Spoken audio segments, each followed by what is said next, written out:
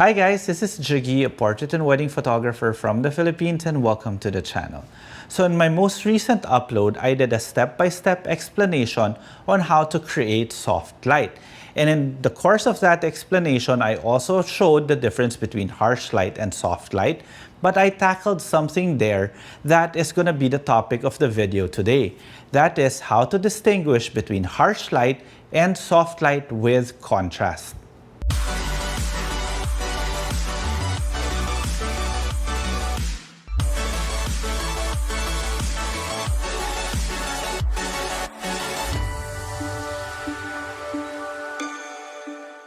So before anything else, if you guys haven't subscribed to the channel, now is the perfect time to do so because I will be giving away a beautiful backdrop from Kate Backdrop. It's a collapsible 1 meter by 2 meter double-sided microfiber non-reflective backdrop. And the beautiful thing about it is that I will make the winner choose the design that they want. Now to enter this giveaway is very simple, and I will just leave the mechanics in the description below. So in today's video, my main source of light will be my Sony f60RM speed light. This is a battery-operated portable flash, and I have installed in it my MagMod Mag Sphere. Now this flash and Mag Sphere will be mounted on this umbrella holder. This is the MagMod Mag Shoe, and attached to the MagMod Mag Shoe will be my Photix 120cm shoot-through umbrella. And I will put it approximately in this area. Okay, so now let's get on to my camera. So the camera that I will be using today is my Sony a7R Mark IV, and the lens is a 24-70 2.8 GM, which is set now at 35mm. Now I will be wirelessly controlling my flash, the Sony f60RM, through the help of this one. This is the Sony WRC1M. This is a remote commander. And I have everything, of course, recorded on my phone through the help of my Hollyland Mars 400S Pro, which is basically giving me a live view, or you guys, a live view of everything that my camera is seeing. So everything that you are seeing now is straight out of cam, or SOOC. So, of course, we have to say hello to my wife, Coco, who will be our subject for today. The concept for this one is just basically her sitting down, having a cup of coffee, and having beautiful soft light similar to that of a window coming from this general direction.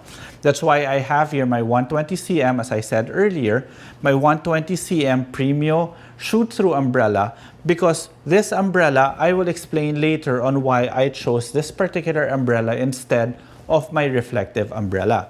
But before that, let's go to the settings of my camera. I have my camera set at 1/250 shutter speed, f2.8 ISO 100. But this is not the actual exposure. Again, if I remove this trigger, it will turn off live view, and this is your actual exposure, which is pitch black.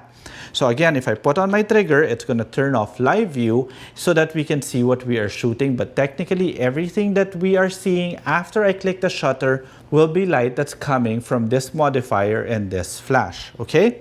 So through the in-menu system of my Sony camera, I can actually control my flash power, which I will show you now. If I just press a button here in the back, it brings up the flash settings. And then you could see that my flash is set on group B. I can set it to group A, B, C, D, or E, but I just basically picked up a flash that was already put on group B, so I didn't change it anymore because I have other flash units that are set already to group A, C, and D. So with group B now, I have it set at power 1/8, okay? So now let's take a test shot. All right, beautiful, babe, perfect. Very nice. So that is beautiful soft light, but as you can see in the side of the image, we are actually getting a lot of contrast, and that is the topic of today's video, because a lot of people may misconstrue that to be harsh light. That's why I want to show you guys what harsh light actually looks like. And in order for me to do that, I have to take out this modifier. Now, you guys may ask again, why do I have to take out this modifier in order to create soft light or to create harsh light? It's because the larger your modifier, the softer the light. If you want to know more about that, again, refer back to the video that I was telling you guys about earlier. the controls or how to create soft light, I'll just put a link in the description below. I won't really get into too much detail with regards to that now. Okay, so I have my flash here now bare together with a MagMod MagSphere, but this is still a relatively small light source to my subject. In other words, I will be getting harsh light. But since I removed my big umbrella, which was a diffuser, therefore my flash will now become stronger and it will overexpose the image. So I have to make my flash weaker. So I think one stop should be good. And let's take one more shot. Now that is harsh light. You can see there's a lot of contrast also in the other side, but that contrast is not actually a way for you to see the characteristics or the quality of light. It is about the shadow edge transfers. You see in this picture, the shadow edge transfer, the shadow is actually well defined as compared to this image where you have the shadows which are less defined. So let me get into the details of contrast. Contrast actually by definition is really the difference of f-stops from your properly exposed portion of your face to the shadows or to the highlights. Yes, contrast can also be from highlights to properly exposed or properly exposed to shadows. Now, in this case, we are talking about the properly exposed portion of Coco's face. By the way, you look beautiful. Properly exposed photo of Coco's face to the transition to the shadows. The higher the contrast, the faster the transition is to the shadows. But it doesn't necessarily mean just because you've got a quick transition to your shadows, it is automatically harsh light. As you can see in the images that I am showing you now, the left side, which was the one that was shot with harsh light, you could see a clear definition or a line separating the properly exposed portion of her face to the shadows as compared to the other one where you can see a transition between the properly exposed portion of Coco's face to the actual shadows. And that is what you call the shadow edge transfer. So now that you can sort of distinguish the difference between contrast and harsh light, let's start shooting now with beautiful soft light. Okay, and I will explain why I chose this particular modifier instead of my usual 120 reflective umbrella. So now the beautiful thing about having a shoot-through umbrella is this. You can bring the light as close as possible, creating beautiful, beautiful soft light up until it hits the frame. Right now it's within frame, so I'll just pull it back a bit more.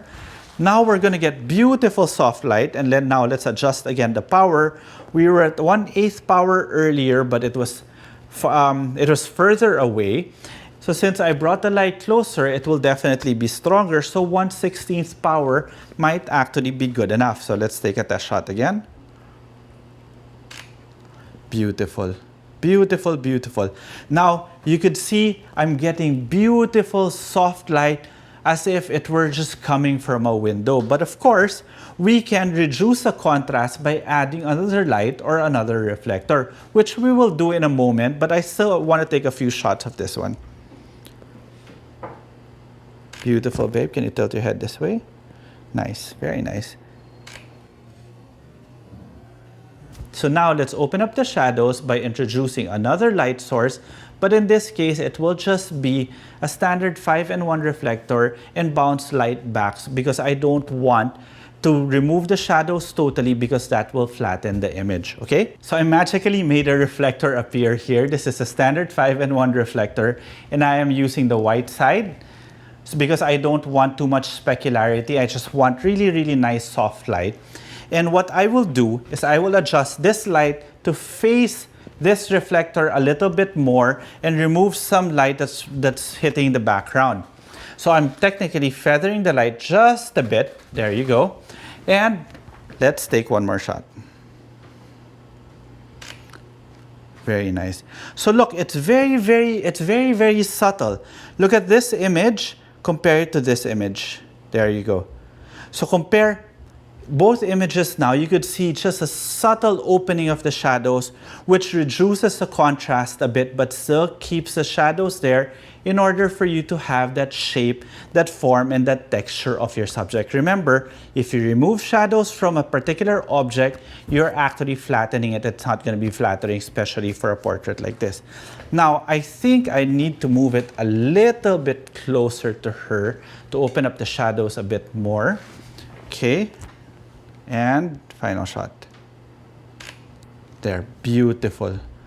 Now with this very, very simple setup, we're getting the look of beautiful, beautiful soft light as if it came from a really large window on a very nice cloudy day. Okay, so I hope now you're able to distinguish the difference between harsh light and soft light with a lot of contrast. The main thing that you have to look out for is really the quality of the shadow edge transfer, and that is the one that will show whether or not the light was shot with soft light or harsh light. And as you can see, I even added another light source here in the form of a reflector in order for me to be able to open up the shadows and reduce the contrast. But at the same time, please don't forget that contrast is actually good for your image because that is the one that creates shape, form, texture, and depth. Now, if you guys haven't subscribed to the channel, again, don't forget, now is the perfect time to do so because I am giving away a beautiful backdrop from Kate Backdrop, a 1 meter by 2 meter collapsible dual-sided backdrop. And again, I'll put the mechanics in the description below. So again, thank you very much to my wife Coco for being such a willing subject today. Thank you very much, babe. I don't know if you guys can still see her in frame or she might have been covered by this reflector. But another shout out also, of course, to Mela Jimenez, who virtually assisted Coco to put on her makeup today, because if not for that, I don't think you're gonna be agreeing to be my subject. Okay, so I hope you guys enjoyed this video as much as we did creating it for you guys, and till the next video.